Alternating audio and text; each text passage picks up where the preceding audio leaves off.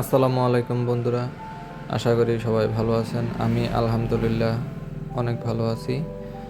তো আজকে আমরা এসেছি আমাদের আলু এবং পেঁয়াজ এর জমিতে। আমরা আলুর জমিতে কিছু ছাই দিয়ে দিয়েছি, আলু এবং পেঁয়াজের জমিতে ছাই দিয়ে দিয়েছি, দেখতে পাচ্ছেন। এই ছাই দিলে মাটি উর্বর থাকে, মাটির জটা কম হয়, মাটির পিএইচ মান ভালো থাকে। তার জন্য মাটিতে আলু এবং পেঁয়াজের ফলন ভালো হয়, আলু বেশি হয় এবং পেঁয়াজ অনেক বড় বড় হয়।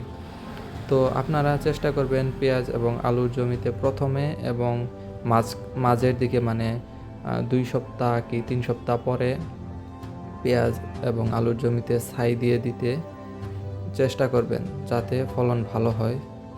আর দেখতে পাচ্ছেন যে আমাদের আলু এর গাছ মোটামুটি বড় হয়ে গেছে। ইনশাল্লাহ আগামী 1 মাস এর মধ্যে বা 1.5 মাসের মধ্যে আলুগুলো পরিপক্ক হয়ে যাবে, তারপরে আমরা তুলে ফেলতে পারবো। আর ওইদিকে আমাদের বিল, ওইদিকে তো যাওয়া হয় না, একদিন নিয়ে যাবো ইনশাল্লাহ। তো এখন চলে আসছি আমাদের লাউ এর ঝাড়ে। এখানে দেখতে পাচ্ছেন 2টা লাউ গাছ এবং এখানে একটা লাউ গাছ।